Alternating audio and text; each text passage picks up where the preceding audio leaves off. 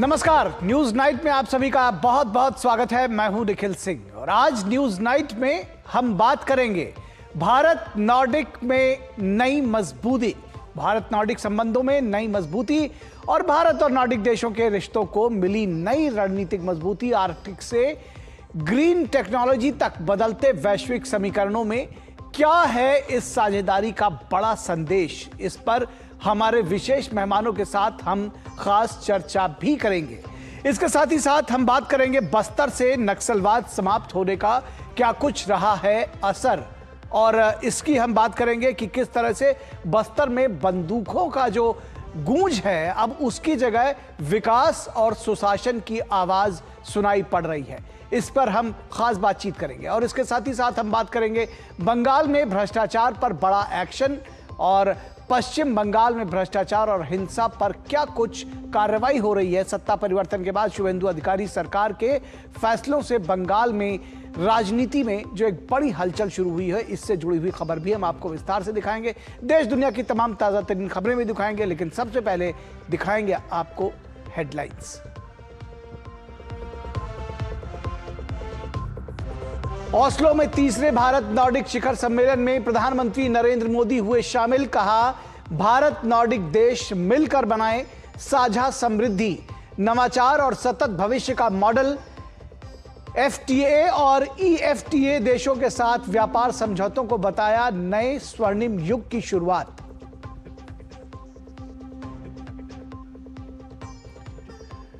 पांच देशों की यात्रा के अंतिम चरण में प्रधानमंत्री नरेंद्र मोदी इटली दौरे पर रवाना। भारत की रणनीतिक साझेदारी को मजबूत करना यात्रा का उद्देश्य। पीएम की यात्रा से भारतीय समुदाय में उत्साह का माहौल।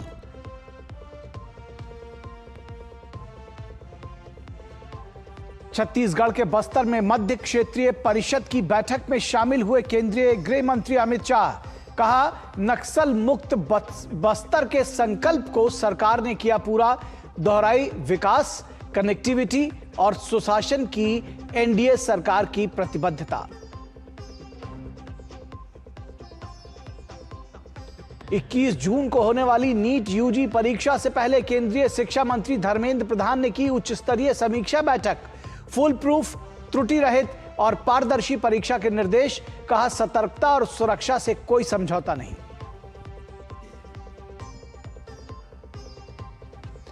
पश्चिम बंगाल की फलता विधानसभा सीट पर पुनर्मतदान से पहले टीएमसी को बड़ा झटका। टीएमसी उम्मीदवार जहांगीर खान का चुनावी मैदान से हटने का ऐलान। मुख्यमंत्री शुभेंदु अधिकारी ने कहा, जहांगीर खान को नहीं मिला कोई पोलिंग एजेंट, इसलिए चुनाव से हटने के अलावा नहीं था कोई विकल्प।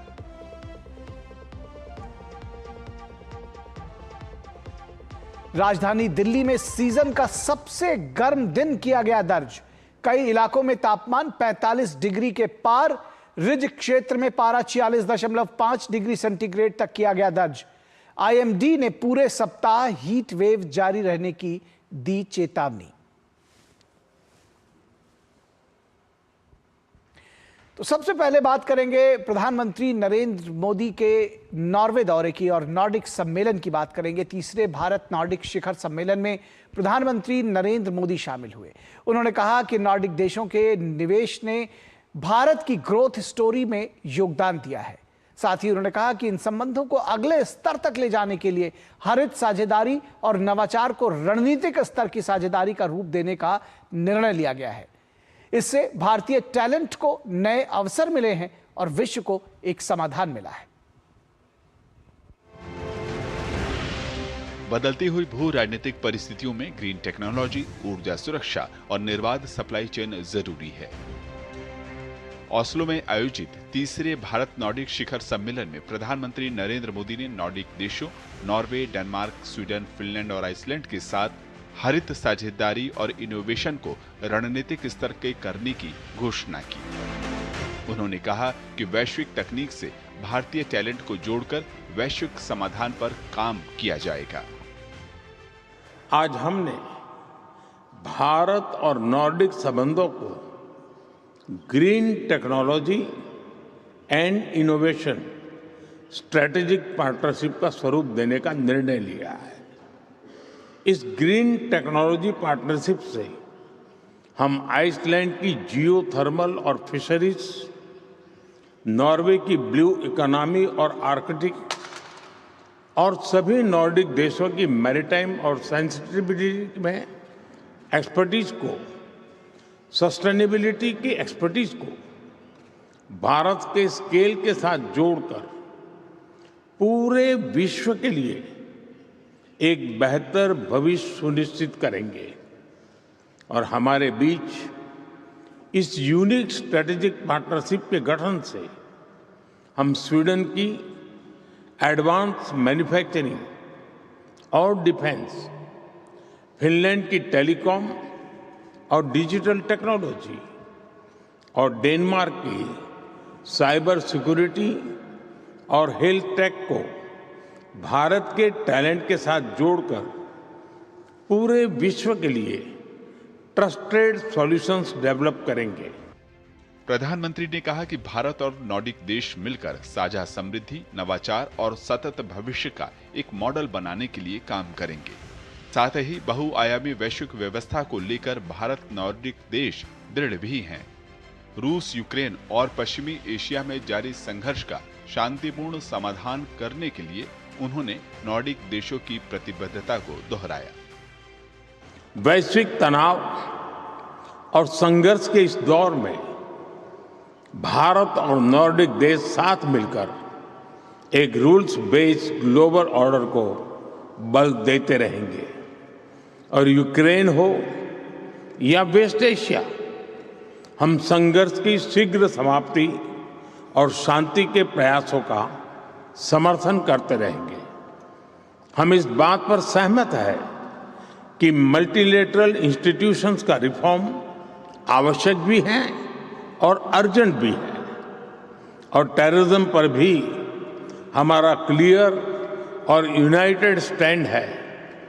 No compromise, no double standards.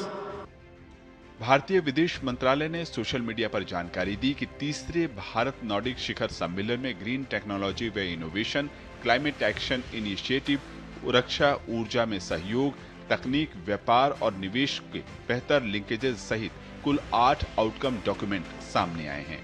Bharat Nordic देशों के आपसी संबंधों में बीता एक दशक महत्वपूर्ण रहा है। इस दौरान द्विपक्षीय व्यापार में 4 गुना की बढ़ोतरी हुई है और नॉर्डिक देशों का भारत में निवेश 200 गुना बढ़ा है। ओस्लो से अखिलेश सुमन के साथ ब्यूरो रिपोर्ट, डीडी न्यूज। तो उत्तरी यूरोप की बर्फीली सरजमी पर भारत की कूटनीति ने गर्मजोशी और विश्वास का नया अध्याय लिखा है। नॉर्डिक शिखर सम्मेलन के इतर प्रधानमंत्री नरेंद्र मोदी ने डेनमार्क, फिनलैंड और आइसलैंड के नेताओं के साथ द्विपक्षीय वार्ताओं में भविष्य की साझेदारी का खाका तैयार किया। स्वच्छ ऊर्जा से लेकर आर्टिफिशियल इंटेलिजेंस तक, ब्लू इकोनॉमी से लेकर रक्षा और निवेश तक, भारत और नॉर्डिक देशों के रिश्ते अब केवल संवाद तक सीमित नहीं है, बल्कि रणनीतिक विकास और साझा विकास के आयाम गढ़ रहे हैं।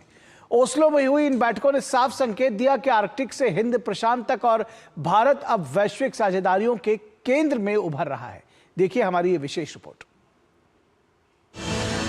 नॉर्वे की यात्रा पर गए प्रधानमंत्री नरेंद्र मोदी ने मंगलवार को आइसलैंड, फिनलैंड और डेनमार्क के प्रधानमंत्री के साथ अलग अलग द्विपक्षीय बैठकें की।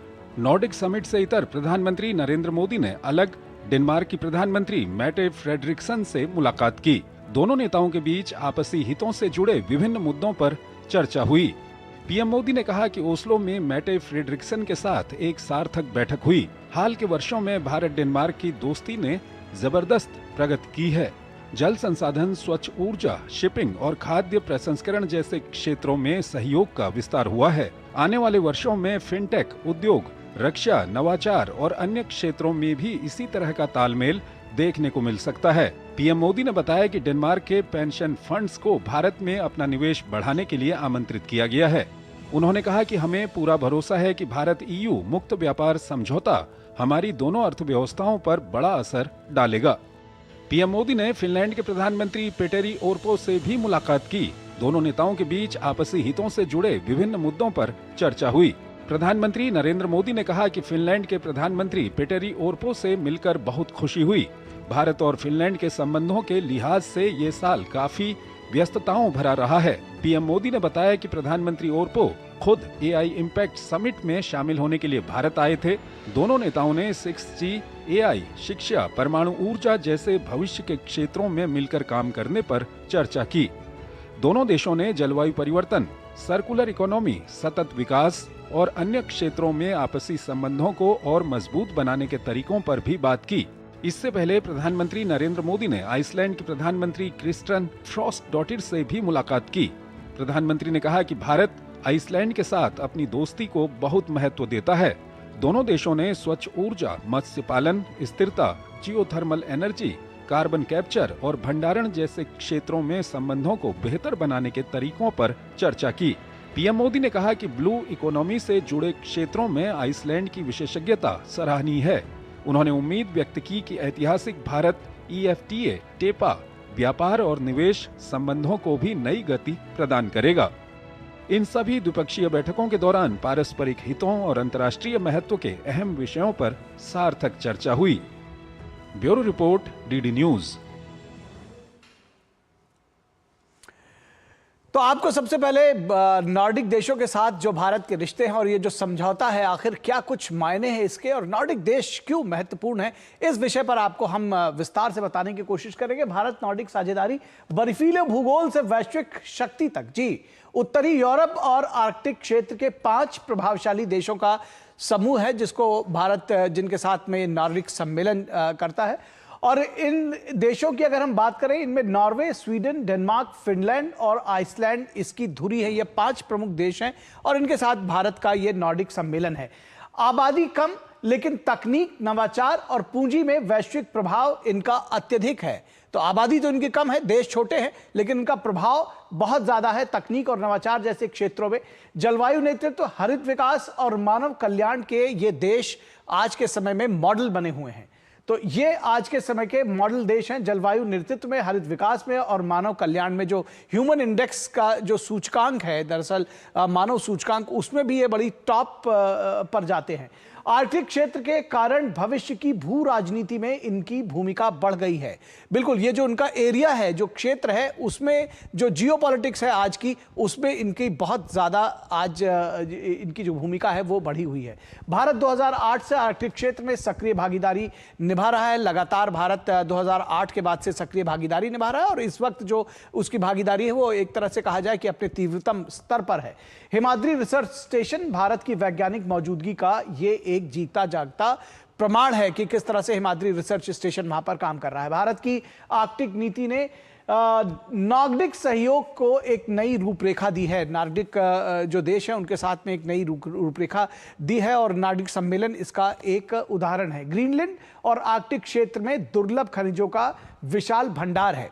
तो दुर्लभ खनिज इन देशों में पाए जा रहे हैं और भारत को इनकी ज़रूरत भी है। किस तरह से सेमीकंडक्टर, बैटरी और रक्षा उद्योग के लिए ये खनिज बेहद अहम है, इस बात को आज के दौर में सबसे ज़्यादा समझा जा सकता है और भारत के लिए ये बेहद महत्वपूर्ण है। आर्कटिक के बदलते समुद्री मार्ग भविष्य की वैश्विक अर्थव्यवस्था तय करेंगे। तो जो आर्कटिक का जो सी रूट है वो भी भविष्य की अर्थव्यवस्था को तय करेगा। वो जो और इस बात पे कोई दो राय नहीं कि भारत वो सारे नए अवसर जो है वो तलाश रहा है।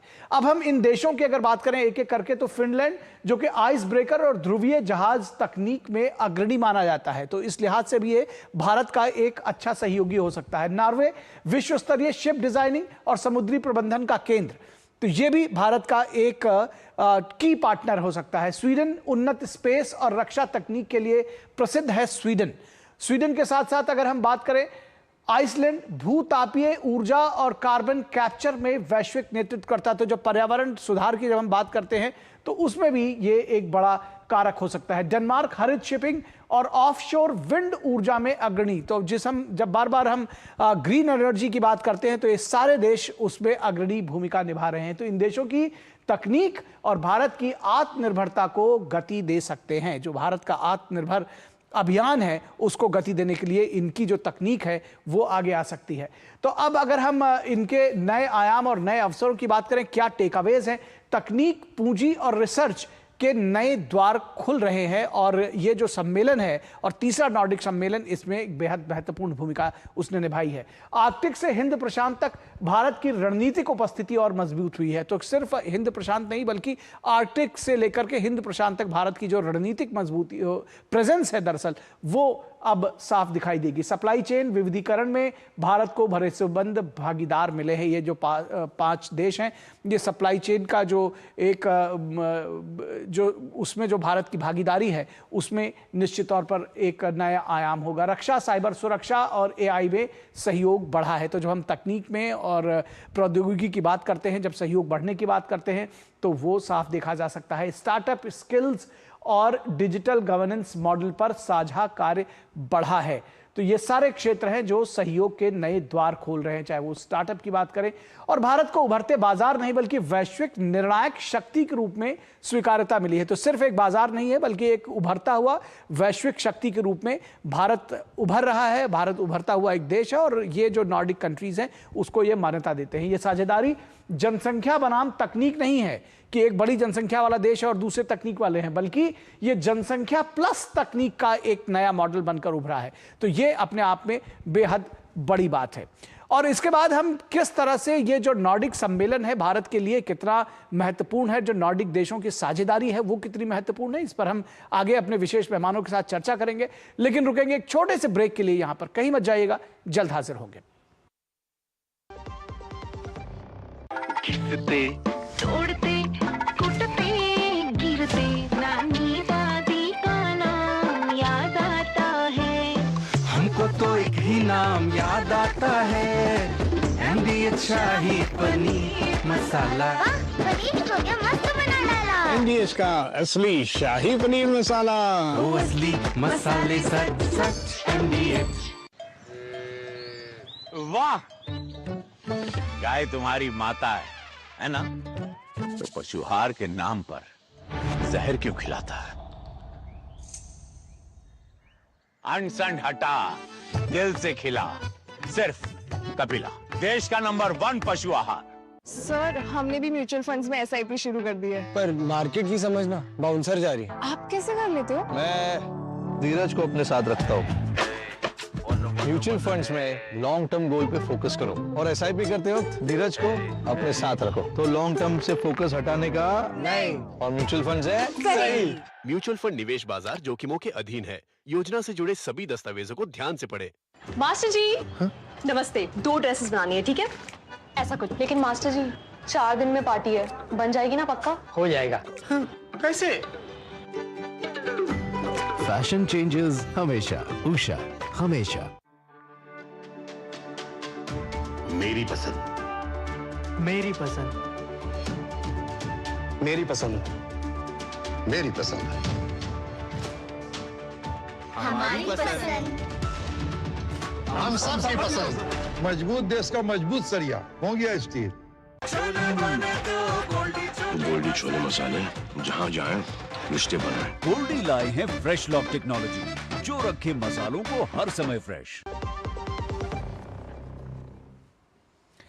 तो नॉर्डिक शिखर सम्मेलन किन मायनों में महत्वपूर्ण है, क्या खास है, किस तरह से जो भारत के साथ में नॉर्डिक देशों की साझेदारी है उनका क्या महत्व है, इस पूरे विषय पर बातचीत करने के लिए हमारे साथ खास मेहमान भी मौजूद हैं और यही आज हमारे विशेष चर्चा का विषय है। भारत नॉर्डिक साझेदारी, रणनीति, स्थिरता, समृद्धि।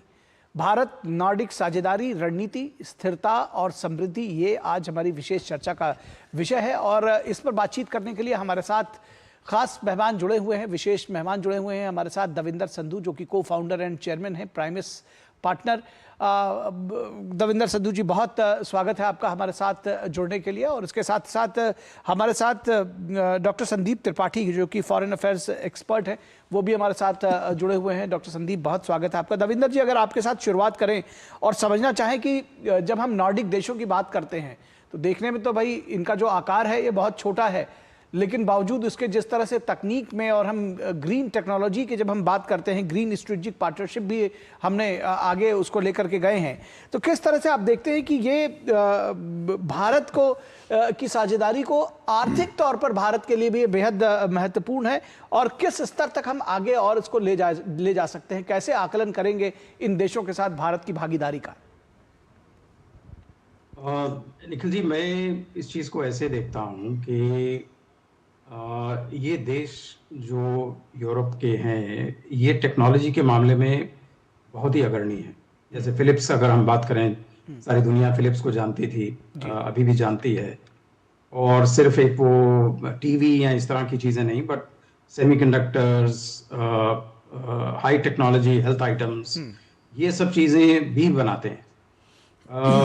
अगर हम पूरी जिंदगी का तौर देखें तो एग्रीकल्चर से लेके एग्रीकल्चर की प्रोडक्शन, जो कि हमारे लिए एक बहुत इम्पोर्टेंट बात है, 65% हमारे जो सिटीजन्स हैं वो एग्रीकल्चर पे डिपेंडेंट हैं, उसकी प्रोडक्टिविटी बढ़ाना, उसकी क्वालिटी बढ़ाना, वहाँ से अगर हम शुरू करते हुए निकलें तो industry, logistics, shipping, green energy, right up to defence. अगर आप देखें स्वीडन ग्रिपेन फाइटर, जो कि एक जाना माना फाइटर है, तो ये नॉर्डिक कंट्रीज पूरी एक टेक्नोलॉजी की सप्लाई चेन को पूरा करते हैं जी। मेरे हिसाब से अगर आप इस विजिट को देखें तो इसको अगर आप यूएई को भी मिला लें साथ में, जहाँ के माननीय प्रधानमंत्री जी गए, तो ये एक जो सारी विजिट है, ये इंडिया की एनर्जी सिक्योरिटी और ओवरऑल टेक्निकल सिक्योरिटी और टेक्निकल पार्टनरशिप्स बनाने के लिए बहुत महत्वपूर्ण है। ये मुझे ये एहसास होता है जब मैं प्रधानमंत्री जी की वहाँ पे कार्यक्रम और जो उन देशों का आगे से रिस्पांस है, इस तरह से मुझे लगता है। और आखिर में एक चीज़ मैं आपको कहना चाहूँगा, आगे और बात करेंगे, शायद लोगों को मालूम नहीं कि मॉरिशस के साथ साथ में सबसे ज़्यादा एफडीआई इंडिया में नेदरलैंड्स, नॉर्वे एरिया से आती है। हम लोगों को मालूम नहीं है चीज़, लेकिन that is the kind of इतनी ज़रूरी और एक अहम हमारी भागीदारी है इन देशों के साथ। ये 2-4 चीजें जो मैंने आपको बताई उससे ये स्पष्ट होती है। जी जी जी जी जी। अच्छा संदीप जी, अगर हम इसको जब हम इसकी बात करते हैं कि कितने सारे कंपनीज हैं जो भारत में इन्वेस्ट कर रही हैं, एफडीआईज की बात करते हैं, तो क्या आप नॉर्डिक देशों को केवल एक आर्थिक संघ मानते हैं कि इन देशों का एक आर्थिक संघ है, या फिर आप इसको ये भी देखते हैं कि जब भारत के साथ में जो संबंध है वो एक बदलते हुए वैश्विक राजनीति में एक रणनीतिक भागीदारी तो ही है, लेकिन इसको एक जिसको कहते हैं कि बदलती हुई राजनीतिक समीकरण के तौर पर भी देख सकते हैं? हाँ जी, बिल्कुल। ये इकोनॉमिक इंगेजमेंट नहीं, सिर्फ नहीं है, इकोनॉमिक पार्टनरशिप नहीं है, इसके पीछे के बैकड्रॉप भी है। और मैं कोट करना चाहूँगा आदरणीय विदेश मंत्री जी को। अभी जब ब्रिक्स की फॉरेन मिनिस्टर्स मीटिंग हो रही थी तो उनका कोशिश था यही फोकस करने का कि डी रिस्किंग और डाइवर्सिफिकेशन करना। तो सप्लाई चेन सिस्टम जिस प्रकार से डिसरप्ट हुआ पिछले 2020 से लगातार, और 4 बड़े मेजर शॉक्स दुनिया ने देखे हैं। पहले कोविड को देखा, फिर रशिया यूक्रेन वॉर देखा, फिर ईरान इजराइल टेंशन देखा, इसके बाद फिर हमने ट्रंप का टैरिफ पॉलिसी देखा। इन चारों के थ्रू क्या हुआ कि पूरी दुनिया का जो ट्रेड डिस्ट्रप्शन हुआ है, तो भारत की कोशिश है जो इकॉनमी लगातार तेजी से बढ़ रही है, और ग्रोथ इकॉनमी, जब ग्रोथ स्टोरी हिंदुस्तान लिख रहा है, तो वो एक ऐसे पार्टनर की तलाश में है जो एक पीस लविंग कंट्री है, जहाँ पर डिस्ट्रप्शन नहीं है, क्वाटिक सिचुएशन है, पॉलिटिकल स्टेबिलिटी है, और सबसे बड़ी बात डेमोक्रेसीज है, वाइब्रेंट डेमोक्रेसीज है। याद कीजिए जब आदरणीय प्रधानमंत्री जब यहाँ जाते हैं नॉर्डिक कंट्री में, तो वहाँ से वेलकम क्या होता है कि हमें 2 डेमोक्रेसीज, ये बड़ी 2 लोकतंत्र साथ में मिलते हैं। तो मुझे लगता है कि एक कॉमन वैल्यू सिस्टम भी आपको मैच करता है। तो ये एक कह सकते हैं कि सहजता जो होती है, जो ट्रस्ट होता है, वो इसलिए भी है कि आपके पॉलिटिकल सिस्टम मैच करता है। सेकेंड इंपॉर्टेंट बात है कि एक अवसर, कि जब ये बैकड्रॉप मैंने बताया कि ये इसके पीछे बैकड्रॉप है कि जो नॉर्डिक कंट्री भारत की तरफ देख रही हैं कि दुनिया में एक ऐसा कौन सा पार्टनर हो सकता है जो स्टेबल है और ग्रोथ स्टोरी लिखने के लिए जो जियोपॉलिटिकल ट्रैप में नहीं आना चाहता है। और भारत ने कई बार कोशिश की, जहां पर क्योटिक सिचुएशन है, टेंशन है, भारत ने कहा कि डायलॉग डिप्लोमेसी। तो मुझे लगता है ये एक जो रुख है भारत का, ये जो एक परसेप्शन है भारत का, ये नॉर्डिक कंट्री के लीडरशिप को मुझे लगता है अट्रैक्ट किया, और इसी कारण की 5 पांचों कंट्री में, जिसमें दो इंपॉर्टेंट है, स्वीडन को ले लीजिए, नॉर्वे को ले लीजिए, क्योंकि इनको 1-to-1 यहाँ पर विजिट हुई, नॉर्वे में अभी है और इसके पहले स्वीडन में गए। तो एक लिस्टिंग की गई कि इन पांचों कंट्री के क्या खूबी क्या है। और आदरणीय प्रधानमंत्री जी ने जब यहाँ पर समिट अभी एड्रेस कर रहे थे, मैं सुन रहा था, तो वो ये बार बार कह रहे थे कि भारत को एक अवसर, सिर्फ अवसर के रूप में नहीं, बल्कि भारत को एक भविष्य के रूप में भी नॉर्डिक कंट्री देखें। तो मुझे लगता है कि उन्होंने ये भी कहा कि इनकी कंपनी भारत पर आए और यहाँ पर सिर्फ बायर एंड सेलर अप्रोच को लेकर ना क्या है, बल्कि यहाँ पर इन्वेस्टमेंट, इनोवेशन, क्योंकि भारत जिस प्रकार से मैन्युफैक्चरिंग हब बन रहा है, जिस प्रकार से इनोवेशन हब बन रहा है, ऐसे भारत को जरूरत है ऐसे कंट्री की, और उनको भी जरूरत है भारत की, जहां पे हमारे जियोपॉलिटिकल इंटरेस्ट कन्वर्जेंस हो सके। जी बिल्कुल। तो ये अगर दविंदर जी, हम जो भारत की साझेदारी है नॉर्डिक देशों के साथ, अगर इसका आकलन करने को आपसे कहें तो कैसे आकलन करें कि किन क्षेत्रों में हम लगातार जिस तरह से बात कर रहे हैं कि ग्रीन स्ट्रेटेजिक पार्टनरशिप की बात कर रहे हैं, ग्रीन एनर्जी की बात कर रहे हैं, ऑफशोर विंड एनर्जी की बात कर रहे हैं, बहुत सारी बातें हैं, ये किस तरह से ये समझा जाए कि ये सिर्फ जनसंख्या बनाम तकनीक की बात नहीं है, बल्कि जनसंख्या प्लस तकनीक की बात कही जा रही है, वो एक मॉडल दुनिया के सामने आ सकेगा अगर हम इस पर आगे बढ़ते रहे तो? दुनिया भी ये समझ रही है कि भारत एक ऐसी इकोनॉमी है जो कि कंप्लीट सप्लाई चेन आपको दे सकती है। कोई देश है जो कि सिर्फ रॉ मटेरियल बनाते हैं, कई देश है जो सिर्फ एंड प्रोडक्ट बनाते हैं, कई देश मिडिल में करते हैं, लेकिन भारत की लार्ज मार्केट, भारत की लार्ज टेक्निकल कमर्शियल कॉम्पिटेंस और भारत के जो ओरिजिनल सोर्सेज हैं, जो भारत के अपनी पूंजी है, इस सारी सप्लाई चेन को देखते हुए देश ये देखना चाहते हैं कि भारत एक चाइना +1 वाली जो इशू है उसमें कैसे उनका भागीदार हो सकता है। अब ये यूरोपियन देशों के माइंड में बहुत जरूरी चीज है जी, और हमारे लिए जरूरी ये इसलिए है कि अगर हमें ग्रीन ट्रांजिशन करना है तो हमारी जो करंट लेवल ऑफ टेक्नोलॉजी है उसको अपग्रेड करना है। और ये देश जो हैं, तभी प्रधानमंत्री जी ने बिल्कुल सही एक ग्रीन सिक्योरिटी पार्टनरशिप जो बनाई है, वो एक बहुत ही फोकस्ड और टारगेटेड पॉइंट ऑफ व्यू है हमारे को एनर्जी सिक्योरिटी देने के लिए अगले 10-15 साल में। चाहे हम सोलर सेल बनाएं, चाहे हम बैटरीज बनाएं, चाहे हम परमानेंट मैग्नेट्स बनाएं, जो जिन चीजों के लिए हमको विंड एनर्जी के लिए भी चाहिए, अपने इलेक्ट्रिक व्हीकल्स के लिए चाहिए, ये देश उन टेक्नोलॉजीज में काफी आगे हैं, लेकिन इनके पास मार्केट नहीं है, इनके पास उतने नंबर्स में टेक्निकल मैन पावर नहीं है।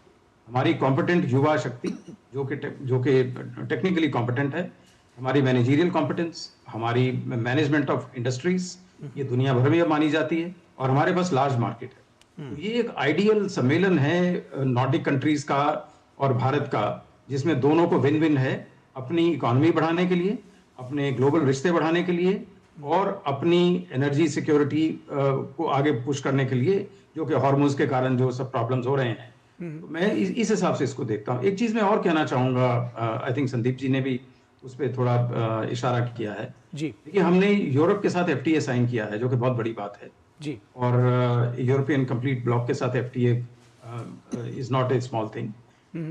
लेकिन उनका जो यूरोपियन कमीशन का सिस्टम है, उसमें हर कंट्री का अपना व्यू पॉइंट रहेगा जब वो चीज यूरोपियन कमीशन में फाइनली लीगल सिग्नेचर के लिए आएगी।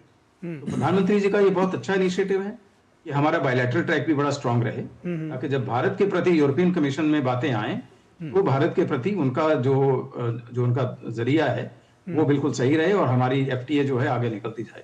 मेरे हिसाब से ये जो विजिट है, इसके कई पहलू हैं, और ये सब पहलू हम एक एक करके आपस में बात कर रहे हैं, लेकिन ये मल्टी फैसेटेड एक विजिट मैं इसको कहूँगा। जी जी जी जी, निश्चित तौर पर मल्टी फैसेटेड विजिट है। डॉक्टर त्रिपाठी, अगर हम जिस तरह से आगे बढ़ रहे हैं और हम बार बार ये कह रहे हैं कि भाई आर्कटिक से लेकर हिंद प्रशांत क्षेत्र के इंडो पैसिफिक तक भारत का प्रभाव बढ़ रहा है, और इन देशों के साथ जो मैत्री की एक नई राह पर हम चले हैं, दरअसल ये कहें कि मैत्री को और सुदृढ़ कर रहे हैं, तो वो उसको और उस दिशा को और आगे बढ़ाता है। तो क्या इसको ये भी समझ सकते हैं कि नॉर्डिक देशों की इन क्षेत्रों में, पैसिफिक में जिस तरह से इंडो पैसिफिक में बढ़ती हुई रुचि, क्या चीन की आक्रामकता को एक चुनौती मानी जा सकती है? कैसे इस संदर्भ में भी देख सकते हैं इसको? देखिए, निस्संदेह जब हम इंगेज करते हैं इकोनॉमिकली, स्ट्रैटेजिकली, हमने अभी जिक्र कर रहा था, मैं स्वीडन की बात कर रहा था कि स्वीडन बहुत ज़्यादा एक्साइटेड है इंडिया में डिफेंस पार्टनरशिप के लिए, और स्पेशली डिफेंस और स्पेस में स्वीडन का बहुत ही ज़बरदस्त काम है। तो कह सकते हैं कि इंडो पैसिफिक में तो हमें तलाश भी है, क्योंकि जिस प्रकार से भी देखें हैं कि क्वाड को लेकर के यूएस का जो रवैया है, ट्रंप का रवैया है, वो बहुत ही ज़्यादा एक्साइटेड नहीं है। तो भारत चाहता है कि इंडो पैसिफिक में नार्डिक कंट्री है, लेकिन एक थोड़ा समझना पड़ेगा कि नार्डिक कंट्री ये जियोपॉलिटिकली बहुत एक्टिव नहीं रहते हैं। इनका भरोसा इस बात पर ये नहीं कि किसको काउंटर करना है, इनका भरोसा इस बात पर है कि इंडिया की कैपेसिटी, इंडिया की ग्रोथ रेट को कितनी ज़्यादा बढ़ाई जाए।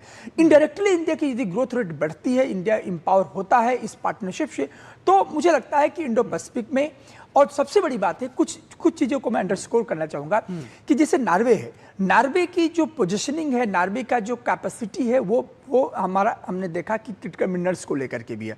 नॉर्वे को ब्लू इकोनॉमी के रूप में जाना जाता है। तो ब्लू इकोनॉमी के रूप में जाना जाता है, तो जब अभी आप जिक्र ही कर रहे थे कि ऑफशोर रिन्यूएबल एनर्जी की बात अभी आप डिस्कस कर रहे थे, इसके साथ हम ये भी कर रहे थे कि जो डीप सी जो मिनरल्स है नॉर्वे के पास, ये सब इकोनॉमिक मॉडर्नाइजेशन के लिए जिस तरह से भारत आगे बढ़ रहा है, डिजिटल इकोनॉमी बढ़ रहा है आगे, तो मुझे लगता है कि ये जो मिनरल्स हैं, यही आज का फ्यूल है। और उस कंडीशन में भारत को जब ग्रोथ रेट लिखनी है, उस कंडीशन में मुझे लगता है कि नार्डिक के पांचों कंट्री का 1 by 1, कोई जियोथर्मल में कहीं आगे है, कोई डिफेंस पर आगे है, कोई ब्लू इकोनॉमी में आगे, कोई शिपिंग पर आगे है। तो मुझे लगता है कि ये जो इंडिया का 1-to-1 इंगेजमेंट है, फर्स्ट। सेकेंड, सबसे इंपॉर्टेंट है जो जियोपॉलिटिकल वैक्यूम है इस पर पूरे यूरोप में, जिस प्रकार से यूएस ने इनको थ्रेट दिया है ग्रीनलैंड को लेकर के, हमने देखा था। तो ये एक सहज कह सकते हैं कि स्वाभाविक पार्टनर की तलाश में है। और मुझे लगता है कि दोनों के बीच में जो पार्टनरशिप है, बार बार आदरणीय प्रधानमंत्री जी यही ने कहा कि ये ट्रस्टेड पार्टनरशिप है, और ये भरोसे की पार्टनरशिप है, और ये ट्रांसफॉर्मेशन का है कि ट्रांसफॉर्म चाहता है। जैसे अभी हमारे को पैनलिस्ट कह रहे थे कि यहाँ पर क्या है, इनके पास मार्केट नहीं है। और आज ही की एड्रेस में जब इंडिया ये नॉर्डिक समिट एड्रेस कर रहे थे आदरणीय प्रधानमंत्री जी, उन्होंने बार बार कहा कि भारत का एक उभरता हुआ बाजार है, और वहाँ पर आप जो है स्पेशली हेल्थ केयर पर उन्होंने कहा कि आपकी कंपनियां पर आ जाइए। उन्होंने बार बार कहा फूड, फर्टिलाइजर्स, फ्यूल की बात किया, ये तीनों पर दुनिया पर बहुत ज़्यादा खतरा है। तो आप यदि डिकोड करें पूरी इस यात्रा को, यूएई से लेकर के और इसके बाद नॉर्वे से लेकर के, स्वीडन से लेकर के, ये पूरा का फोकस एनर्जी पर रहा है, सप्लाई चेन पर रहा है, क्योंकि सबसे ज़्यादा जो क्राइसिस दुनिया को, और स्पेशली भारत की भी बात करें, यदि हम अपने आप को सेव करना चाहते हैं तो डाइवर्सिफिकेशन करना होगा। और सप्लाई चेन का डाइवर्सिफिकेशन के लिए बहुत ही सेफ ये पूरा रीजन है, आर्कटिक रीजन है, और आर्कटिक में हमारा पहले से आर्कटिक कोऑपरेशन भी चल रहा है। ट्रेड रूट को लेकर के एक सेफ ट्रेड रूट की बात भी हम कर रहे हैं। तो मुझे तो ओवरऑल देखा जाए तो ये विजिट अपने आप में ट्रांसफॉर्मेशन की है, और ये विजिट आने वाले टाइम में ये जो नॉर्डिक ब्लॉक है, जो बहुत ही एडवांस्ड रीजनल ब्लॉक है, जिसकी इकोनॉमी, यदि टोटल इकोनॉमी देखा जाए तो $2 ट्रिलियन की है, और यदि भारत के साथ टोटल ट्रेड देखा जाए तो $19 बिलियन की है। तो एबव ऑल देखा जाए इकोनॉमिक पॉइंट ऑफ व्यू से, एनर्जी की पॉइंट ऑफ व्यू से, टेक्नोलॉजी ट्रांसफर के पॉइंट ऑफ व्यू से, तो ये बहुत अच्छी साझेदारी भारत के लिए होगी। जी, भारत के लिए एक अच्छी साझेदारी हो सकती है। दविंदर जी, जब हम बात करते हैं कि ये टेक्नोलॉजी ट्रस्ट प्लस ट्रांजिशन आधारित भविष्य की साझेदारी बनाने की हम बात कर रहे हैं, अभी इतनी सारी बातें हुई, उसी पे थोड़ा और एक्सप्लेनेशन या ये कहें कि और विस्तार चाहेंगे कि जब हम हाई टेक्नोलॉजी विद सस्टेनेबिलिटी का मॉडल मानते हैं नॉर्डिक देशों को, भारत का स्पीड और स्केल जो है, किस तरह से ये एक दूसरे के पूरक बनेंगे, या जो भविष्य का सपना है, कैसे उसको आप देखते हैं? भारत की तकनीकी जो पहुंच है वो रिकग्नाइज्ड है। एग्जाम्पल, इस वक्त फॉर्चून 500 की लिस्ट में कम ही कोई कंपनी होगी जिसने इंडिया में अपना ग्लोबल कैपेबिलिटी सेंटर ना बनाया हो, चाहे वो बैंगलोर हो, चाहे हैदराबाद हो, बैंगलोर हो, चेन्नई हो, और भी जगह में अब जा रहे हैं। पहले जो था वो सिर्फ आउटसोर्स्ड मॉडल था, अब ये ऑनशोर्ड मॉडल है। जैसे कई ऑटो कार कंपनीज हैं, मैं नाम नहीं लेना चाहता, लेकिन मेजर ऑटो कार कंपनी अगर आप देखें जो यूरोप की हैं, उनके बेसिक डिजाइन सेंटर्स अब हमारे कंट्री में, अगर हम तो डिजाइन यहाँ होता है और डिजाइन उनके ग्लोबल वर्कशॉप्स में जाता है, पहले उल्टा था। तो हमारी इस कॉम्पिटेंस को तो वो देख रहे हैं, लेकिन वो ये भी समझ रहे हैं कि ये साझेदारी की जरूरत है, क्योंकि एक कंट्री ने सप्लाई चेन के ऊपर एक हक सा जमा रखा है, और खास करके जो बात है क्रिटिकल मिनरल्स और रेयर अर्थ्स की। अब अगर हम देखें तो भारत में दुनिया में से 3rd लार्जेस्ट रिसोर्स पोटेंशियल है। हमारी जो मोनोजाइट सैंड्स हैं और हमारी जो बाकी रॉक फॉर्मेशंस हैं, लेकिन वो जो मिडिल की टेक्नोलॉजी है उसको रिफाइन करने की, इंजीनियरिंग करने की, वो इन देशों के पास है। ये देश उस पर बढ़ नहीं पाते हैं क्योंकि इनके पास मार्केट नहीं है। तो इस तरह की अगर हम देखें कि कहाँ किसके गैप्स हैं, और आपस में ये भारत और ये सब नॉर्डिक कंट्रीज आपस में मिलके एक दूसरे के गैप कैसे भर सकते हैं, वो बहुत ज़रूरी है। और हालांकि मेरे पास कोई इंफॉर्मेशन तो नहीं है, लेकिन जो हो रहा है उसमें मेरा ये मानना है कहीं ना कहीं पे किसी ऐसे कमरे में कहीं भारतीय कंपनियां और नॉर्डिक टेक्निकल कंपनियां आपस में बातचीत किए होंगे, और भारत एक बहुत ही विश्वसनीय पार्टनर है। ऐसा नहीं है कि आपकी टेक्नोलॉजी चोरी करा के ले जाएगा। जी जी। अगर आपकी इंटेलेक्चुअल प्रॉपर्टी आप शेयर करते हैं तो भारत भी एक रिस्पॉन्सिबल नेशन की तरह अपना रोल पूरी तरह निभाता है। तो मेरे ख्याल वो बातें भी हुई होंगी कि टेक्नोलॉजी कैसे एक्सचेंज होगी। इटली गए हैं तो मेरा मानना है कि कहीं ना कहीं पर India 6th generation fighter aircraft जो बात पीछे चल रही थी, इटली उसका एक इम्पॉर्टेंट पार्ट है। इंडिया अभी 5th जनरेशन फाइटर बना रहा है, 6th जनरेशन की रिसर्च चल रही है, उसमें भी कहीं पर भागी होगी, बातचीत हुई होगी। जैसे मैंने कहा मेरे पास इंफॉर्मेशन नहीं है, लेकिन जो चीज़ें आप ही लोगों के माध्यम से और बाकी दोस्तों के माध्यम से पता चल रही हैं, तो ये एक डीपर अंडरस्टैंडिंग वाली इसको मैं विजिट कहूँगा, और इसको सारी विजिट को एक कंटिन्यूम में देखना चाहिए। और टेक्नोलॉजी और सिक्योरिटी ये इसके फोकस हैं, और दोनों भारत एक बड़ा देश होने के नाते बाकी जो 5 कंट्रीज में प्रधानमंत्री जी विजिट किए हैं, भारत की मार्केट, भारत की टेक्निकल कॉम्पिटेंस और उनके टेक्नोलॉजी, इंटेलेक्चुअल प्रॉपर्टी, इन दोनों का एक बहुत अच्छा आपस में मेल हो सकता है। जी निश्चित तौर पर, तो इसको एक कंटिन्यूटी में देखना चाहिए इन यात्राओं को। बिल्कुल आपने ठीक फरमाया। बहुत शुक्रिया देवेंद्र जी इस तमाम बातचीत के लिए। डॉक्टर संदीप त्रिपाठी आपका भी शुक्रिया, और हम आपका धन्यवाद करेंगे। और यहाँ से हम आगे बढ़ते हैं और बात करते हैं इस नॉर्डिक शिखर सम्मेलन की। नॉर्वे के प्रधानमंत्री योनास गार स्टर ने ओस्लो में तीसरे भारत नॉर्डिक सम्मेलन को संबोधित किया। उन्होंने भारत और नॉर्डिक देशों के बीच व्यापार, नवाचार, प्रौद्योगिकी, स्थिरता और ब्लू इकोनॉमी में सहयोग बढ़ाने का जिक्र किया। We take on the big issues of our times. We've had important discussions on global security, economic cooperation, and the growing geopolitical challenges that we all face. Nordic and countries and India. We have focused on support for international law, a rule-based order that needs also reforms and progress, and also emphasizing the need for a just and lasting peace in Ukraine, and finding a way diplomatically on the ongoing conflict in the Middle East. We have discussed security, trade, and how to deepen our economic relations after we all have now free trade deals between EFTA countries and India, and the European Union and India. तो Sweden के प्रधानमंत्री Ulf Kristersson ने भारत के साथ संबंधों को और गहरा करने की प्रतिबद्धता दोहराई। उन्होंने निवेश, नवाचार, कूटनीति और रक्षा सहयोग में द्विपक्षीय साझेदारी को बढ़ाने के अवसरों को रेखांकित किया। We all are convinced and excited about the fact that the new opportunities that the EU-India free trade agreement will bring, both to India and to Europe as a whole. And finally, I think there is a good room for expanding our partnerships in investments, in innovation, in diplomacy, as we talked about today, and also in defense cooperation. और Finland के प्रधानमंत्री ने कहा कि Finland Bharat के साथ रणनीतिक साझेदारी को और मजबूत करने के प्रति पूरी तरह से प्रतिबद्ध है। There is a great momentum in our relations. Both President Stubb and I had a pleasure to visit India earlier this year. Earlier this spring, we had established a strategic partnership in digitalization and sustainability. Finland is committed to bring this partnership into concrete actions. और Denmark की प्रधानमंत्री मेट्रे Frederiksen ने कहा कि भारत के साथ मिलकर काम करते हुए नॉर्डिक देश तेजी से बदलती दुनिया में स्थिरता और समृद्धि ला सकते हैं। There is this idea growing right now that the middle powers in the world should act together, stick together, work together. We cannot say that India is a middle power. You are one of the biggest powers. It's not very easy to say that the Nordic countries are a middle power because we are too small to be a middle power. But when we are united, the Nordic countries, then we are a middle power.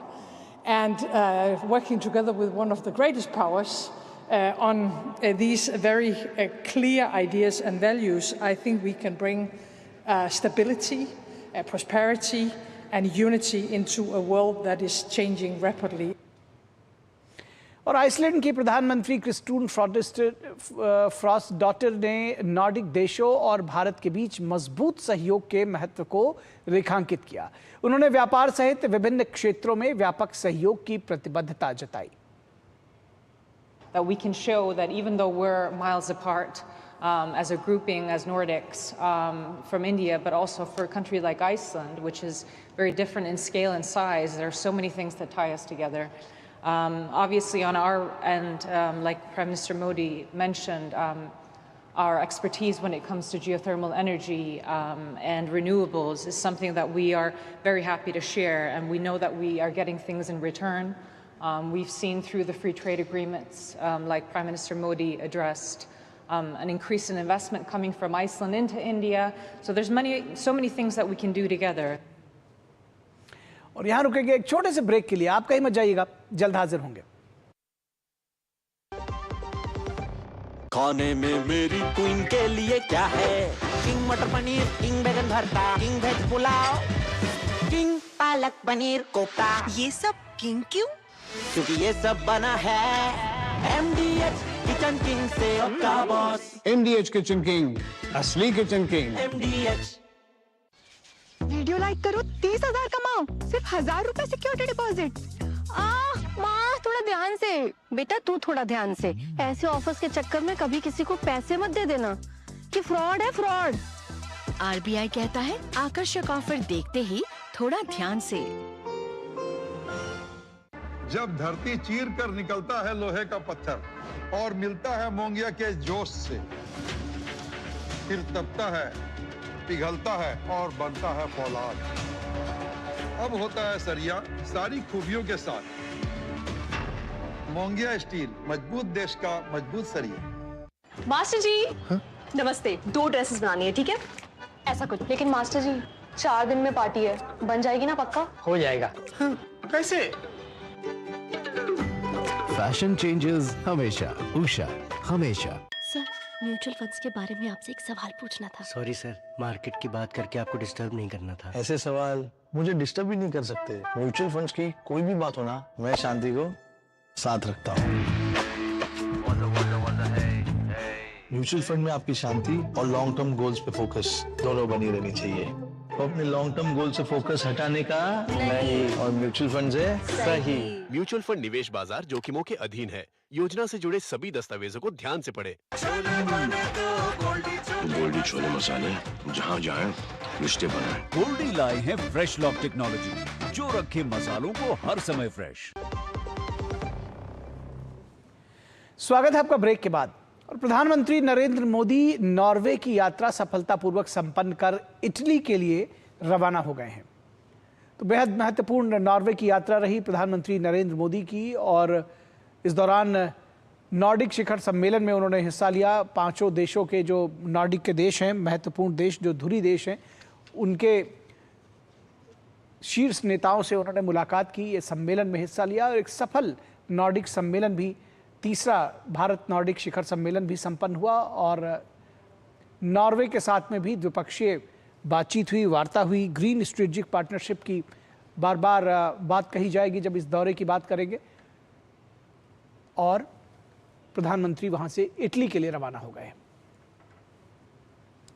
और भूमध्य सागर के किनारे बसे Italy और भारतीय उपमहाद्वीप के बीच रिश्तों की डोर सदियों पुरानी है, लेकिन अब ये संबंध इतिहास के पन्नों से निकलकर भविष्य की रणनीतिक साझेदारी का नया अध्याय लिख रहे हैं। प्रधानमंत्री नरेंद्र मोदी की इटली यात्रा केवल एक कूटनीतिक दौरा नहीं बल्कि व्यापार, तकनीक, रक्षा, कनेक्टिविटी और सांस्कृतिक सहयोग को नई ऊंचाइयों तक ले जाने का प्रयास माना जा रहा है। बदलते वैश्विक समीकरणों के बीच भारत और इटली भरोसे और साझा हितों के एक नए पुल बनाने में जुटे हुए हैं। देखिए रोम से रिश्तों के विस्तार और रणनीति के नए आयाम पर हमारे संवाददाता नीरज सिंह की यह विशेष रिपोर्ट।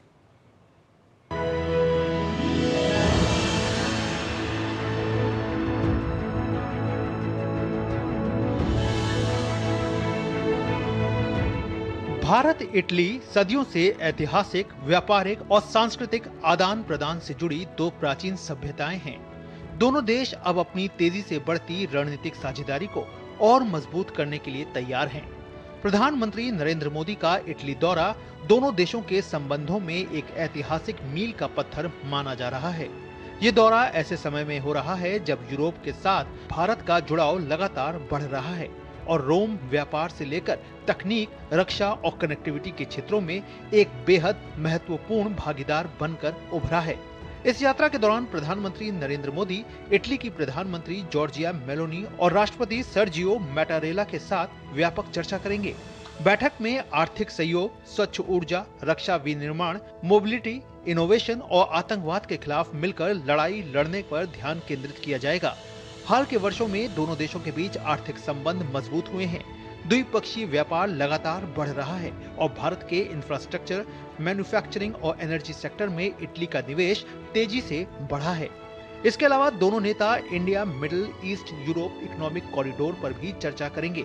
ये एक महत्वाकांक्षी कनेक्टिविटी प्रोजेक्ट है जो भारत और यूरोप को रेल, पोर्ट और डिजिटल इंफ्रास्ट्रक्चर से जोड़ेगा और भूमध्य सागर में स्थित होने के कारण इटली इस प्रोजेक्ट की एक अहम कड़ी है।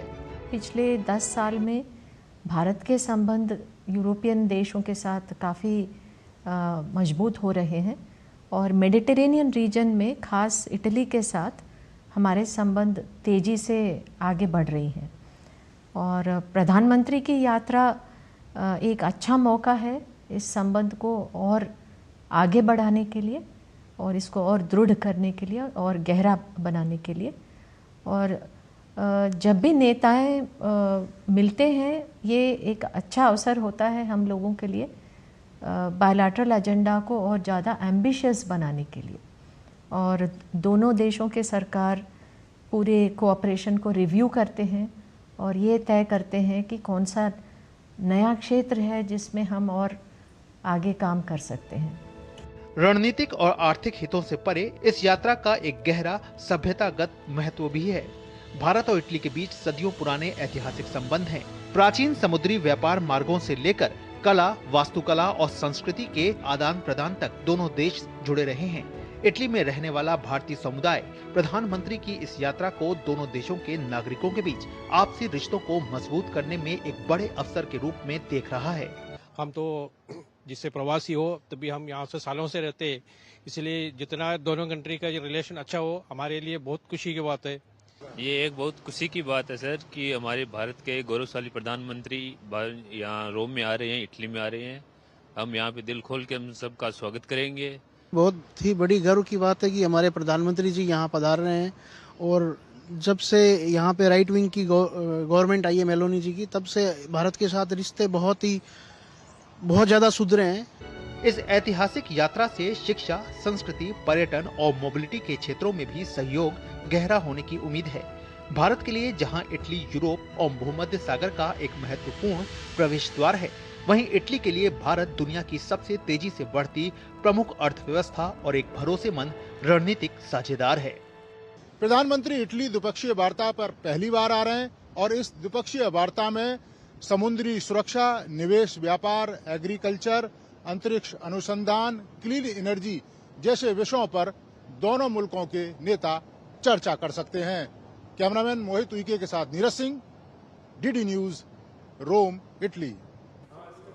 तो प्रधानमंत्री की बेहद महत्वपूर्ण ये इटली यात्रा है, इस विषय पर भी हम आपको जानकारी देते रहेंगे, सारे लाइव अपडेट्स आपको देते रहेंगे। फिलहाल यहाँ रुकेंगे एक छोटे से ब्रेक के लिए, आप कहीं मत जाइएगा, हम जल्द हाजिर होंगे।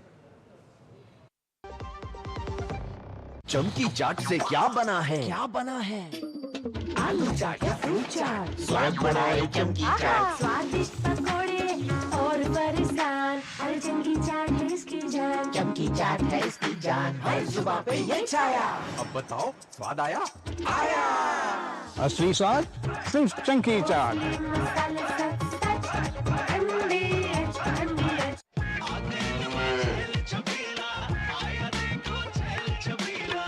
एक कपिला, अरे भाई सब एक ही जैसा होता है। ये लो साधारण पशु आहार।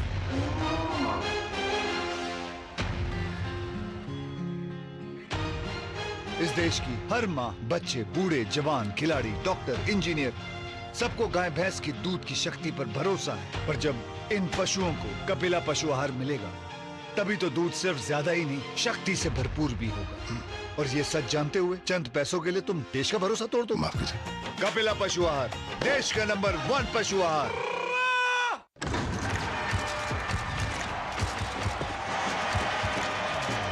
क्रिकेट हो या म्यूचुअल फंड्स, सही फोकस है सबसे जरूरी। आप खुश हैं कि नहीं? मार्केट ट्रेंड के बाद शोर को म्यूट करके अपने इन्वेस्टमेंट्स में डटे रहने में ही समझदारी है, क्योंकि म्यूचुअल फंड्स सही है। म्यूचुअल फंड निवेश बाजार जोखिमों के अधीन है। योजना से जुड़े सभी दस्तावेजों को ध्यान से पढ़ें। मास्टर जी नमस्ते, 2 ड्रेसेस बनानी है, ठीक है? ऐसा कुछ। लेकिन मास्टर जी 4 दिन में पार्टी है, बन जाएगी ना पक्का? हो जाएगा। कैसे? फैशन चेंजेस हमेशा, उषा हमेशा। अरे नहीं चाहिए टर्म लाइफ इंश्योरेंस यार। भाई अमीर आदमी है, पैसा प्रॉपर्टी बेहिसाब। अरे नहीं यार, मैं भी तुम्हारी तरह मिडिल क्लास ही हूँ। तो अगर कल को तुझे कुछ हो गया तो तेरी फैमिली को कौन संभालेगा? पॉलिसी बाजार ऐप पर 1 करोड़ का टर्म इंश्योरेंस सिर्फ 410 रुपए महीने से शुरू। गोल्डी छोले मसाले, जहाँ जाए रिश्ते बनाए। गोल्डी लाए हैं फ्रेश लॉक टेक्नोलॉजी, जो रखे मसालों को हर समय फ्रेश। स्वागत है आपका ब्रेक के बाद। और एक बड़ी खबर पश्चिम बंगाल से आ रही है, उस विषय में हम आपको जानकारी भी देंगे। और ये ब्रेकिंग न्यूज अभी आ रही है। ओबीसी आरक्षण पर शुभेंदु सरकार का बड़ा कदम सामने आया है। ओबीसी आरक्षण पर शुभेंदु सरकार का बड़ा कदम। बंगाल में ओबीसी आरक्षण 17 से 7% पर सिमटा है। ओबीसी ए श्रेणी में शामिल अधिकांश मुस्लिम समुदाय सूची से बाहर कर दिए गए हैं। मुस्लिम बहुल 10% आरक्षण पूरी तरह से खत्म किया गया है। ओबीसी बी के तहत 7% आरक्षण फिलहाल जारी रहेगा। तो 17% से घटाकर 7% कर दिया गया है। सिर्फ 66 पिछड़ी हिंदू जातियों को ही आरक्षण मिलेगा। जो मुस्लिम समुदाय के लोग थे उनको इस आरक्षण सूची से बाहर किया गया है। कलकत्ता हाईकोर्ट के निर्देश पर वापस लिया गया फैसला। ओबीसी आरक्षण पर शुभेंदु सरकार का बड़ा कदम है। और इस पूरे विषय पर बातचीत करने के लिए हमारे साथ हमारे संवाददाता सौरभ दत्ता जुड़े हुए हैं। सौरभ, इस पूरी खबर को विस्तार से थोड़ा बताइए, ये भी समझाइए, क्योंकि ये मुद्दा इसके पहले भी बार बार उठता था कि ओबीसी आरक्षण में येन केन प्रकारेण किसी भी तरह से मुस्लिमों को और उनको पिछड़ा बता करके घुसाने की कोशिश की जाती थी। अब ये क्या नया फैसला लिया गया है और हाईकोर्ट का क्या कहना है, इस पर थोड़ा विस्तार से जानकारी दीजिए। निखिल, देखिए, कोलकाता हाईकोर्ट का ये जो ऑर्डर है ये आज का ऑर्डर नहीं है। ये 2024 के मई महीने का ऑर्डर था, लेकिन उसको लागू नहीं किया गया था। आज बीजेपी के भाजपा की जो नई सरकार आई है, भाजपा की नई सरकार ने कोलकाता हाईकोर्ट के डिवीजन बेंच का जो ऑर्डर था उसको आज पारित किया है। और ये ऑर्डर का बैकग्राउंड क्या है? 1993 से 2010 तक राज्य में 66 जनगोष्ठी को ओबीसी समुदाय के लिस्ट में माना जाता था। लेकिन फिर 2010 से 2011 और 2011 से 2024 के बीच जो ममता बनर्जी की जो शासनकाल है 2011 से जो शुरू हुआ था, उस शासनकाल में ओबीसी ए में बहुत सारे मुस्लिम जनगोष्ठी को ओबीसी की लाभ दिया गया था, संरक्षण का आरक्षण का लाभ दिया गया था। तो उसको लेकर विवाद हुआ। कोलकाता हाईकोर्ट में एक मामला याचिका दायर हुआ था जी। और हाईकोर्ट ने भी कहा था कि ओबीसी मुस्लिम जनगोष्ठी को जिस तरीके से यहाँ पे दिया गया है वो सही तरीके से सही नहीं है। तो इसी के चलते हाईकोर्ट का जो ऑर्डर है उसी ऑर्डर को मानते हुए ओबीसी ए में जो मैक्सिमम मुस्लिम जनगोष्ठी जो ओबीसी के लाभ पाते थे ममता बनर्जी के शासनकाल में, वो ओबीसी के ए के अंतर्गत थे, वो तालिका से उनको निकाल दिया गया है हाईकोर्ट के निर्देश को मानकर। तो इससे साथ क्या हुआ कि ओबीसी ए में था 10%, तो वो 10% पूरी तरह से खत्म हो गया, और ओबीसी बी में जो 7% था वो अभी है, अभी के लिए है। मैं इसलिए कह रहा हूं कि अभी रिव्यू होना बाकी है, आगे चल के इसका रिव्यू होने की संभावना है, और फिर जाके आगे देखा जाएगा कि क्या शेप लेता है राज्य की ओबीसी, क्योंकि 7% बाकी देश के तुलना में बहुत कम है। तो भाजपा की सरकार के कहा जो उनका अभी का कहना है कि प्रिलिमिनरी वो जो हाईकोर्ट का जो ऑर्डर था, ऑब्जर्वेशन था, उसको वो उन्होंने पारित किया है, आगे चल के रिव्यू की गुंजाइश है। जी जी जी जी, निश्चित तौर पर। तो ये बड़ी खबर आ रही है पश्चिम बंगाल के लिहाज से, क्योंकि आरक्षण को लेकर के लगातार बात की गई है। बहुत शुक्रिया इस तमाम बातचीत के लिए, हम हमारे साथ जुड़ने के लिए और इस खबर को हम तक पहुंचाने के लिए, सौरभ दत्ता। और यहाँ रुकेंगे एक छोटे से ब्रेक के लिए, कहीं मत जाइएगा, जल्द हाजिर होंगे।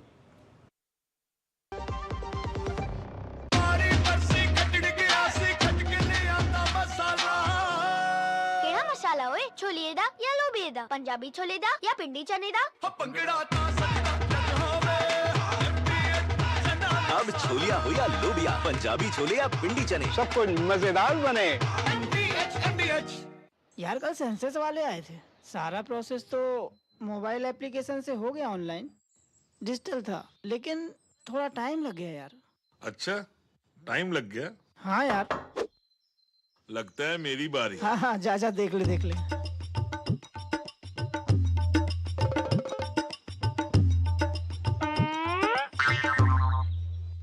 वापस आ गया? हाँ हो गया। इतनी जल्दी? तेरे को बताया था ना, सेल्फ इन्यूमरेशन लिया था। हेलो, अपने स्टेट का census self enumeration portal active हो गया है, जल्दी से फॉर्म भर ले, जल्दी से भर ले फॉर्म। भूल गया यार। बस तेरी वही पुरानी आदत। आईडी दिखाई, कंफर्म किया और मिनटों में काम हो गया। ये तो मिस कर गया, आप मिस मत कर देना। घर बैठे सेल्फ एन्यूमरेट करें, जनगणना में जुड़े। मेरी पसंद, मेरी पसंद, मेरी पसंद, मेरी पसंद, हमारी पसंद, हम सबकी पसंद। मजबूत देश का मजबूत सरिया हो गया स्टील।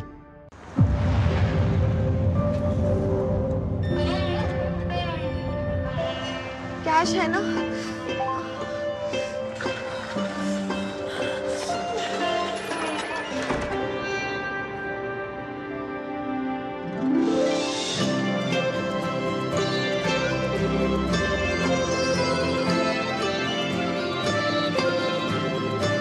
भारत करता है डिजिटल भुगतान, हर लेन देन अब है आसान। स्वागत है आपका ब्रेक के बाद, और न्यूज नाइट के अंतिम पड़ाव पर हम पहुंच चुके हैं। तो आपको जाते जाते मौसम से जुड़ी हुई एक बेहद महत्वपूर्ण खबर के साथ छोड़े जाएंगे। उत्तर और मध्य भारत इस समय भीषण गर्मी और तपती हवाओं की चपेट में है। सूरज की तीखी तपिश ने जनजीवन को और बेहाल कर दिया है, और कई राज्यों में पारा 45 डिग्री के पार पहुंच चुका है। मौसम विभाग ने आने वाले दिनों के लिए लू का गंभीर अलर्ट जारी किया है, जबकि दिल्ली एनसीआर में गर्मी के साथ प्रदूषण का खतरा भी लोगों की मुश्किलें बढ़ा रहा है। तो देखिए आप ये विशेष रिपोर्ट। हमें दीजिए इजाजत, नमस्कार। उत्तर और मध्य भारत में चढ़ा पारा, दिल्ली, पंजाब, हरियाणा, राजस्थान में लू का अलर्ट। दिल्ली में तापमान 45 डिग्री पार।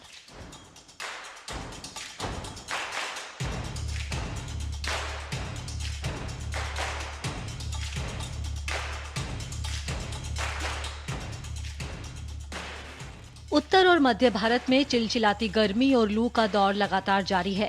स्थिति को देखते हुए मौसम विभाग ने 24 मई तक दिल्ली, पंजाब, हरियाणा और राजस्थान में लू का अलर्ट जारी किया है। आईएमडी ने दिल्ली के लिए अगले 7 दिन तक लू का ऑरेंज अलर्ट जारी किया है। दिल्ली में तापमान 45 डिग्री दर्ज किया गया है। इसके साथ ही उत्तर पश्चिम और मध्य भारत में अगले 7 दिन तक अत्यधिक गर्म हवाओं का अलर्ट है। मौसम विभाग ने उत्तर प्रदेश, मध्य प्रदेश और विदर्भ के लिए भी ऑरेंज अलर्ट घोषित किया है। इसके अलावा छत्तीसगढ़ में 21 मई तक तापमान 3 से 4 डिग्री सेल्सियस बढ़ने की चेतावनी दी गई है। अगर बात करें राजस्थान की, तो पश्चिमी राजस्थान के सीमावर्ती क्षेत्रों में अधिकतम तापमान 44 से 46 डिग्री सेल्सियस के बीच और पूर्वी राजस्थान के ज्यादातर इलाकों में तापमान 42 से 43 डिग्री सेल्सियस के बीच बना रहेगा। पिछले 48 आवर से जो है टेम्परेचर बढ़ रहे हैं और 2 से 3 दिन ये स्थिति कंटिन्यू करेगी। अभी तो हमें थोड़ा सा ये प्रिकॉशन लेना है कि अब 2 से 3 दिन जो है कम से कम जो है दिन के समय में एक्सपोज ना हो, अपने आप को सेफ रखें, पानी का ज़्यादा इस्तेमाल करें। ये सब जो है हीट वेव के चलते स्थिति बनेगी। हीट वेव का दौर जारी है। आगामी एक सप्ताह के दौरान अभी भी मौसम पूरी तरह से शुष्क बना रहेगा। इसके अलावा अगले 3-4 दिन तेज धूल भरी हवाओं का भी प्रभाव राज्य के कुछ भागों में रहेगा। इस दौरान 20 से 30 किलोमीटर प्रति घंटा तक की हवाएं भी रिपोर्ट हो सकती है और हवाओं के असर से धूल और मिट्टी के कण भी आसमान में देखे जा सकते हैं, तो इससे आंशिक रूप से विजिबिलिटी में भी कमी देखी जा सकती है। मौसम विभाग ने सभी नागरिकों से सीधी धूप से बचने, सिर ढकने और लगातार पर्याप्त पानी पीने की सलाह दी है। वहीं दिल्ली तेज गर्मी के साथ प्रदूषण की भी चपेट में है। वायु गुणवत्ता खराब श्रेणी में रहने के चलते वायु गुणवत्ता प्रबंधन आयोग ने दिल्ली एनसीआर में ग्रेडेड रिस्पांस एक्शन प्लान के पहले चरण को लागू कर दिया है। Bureau report, DD news.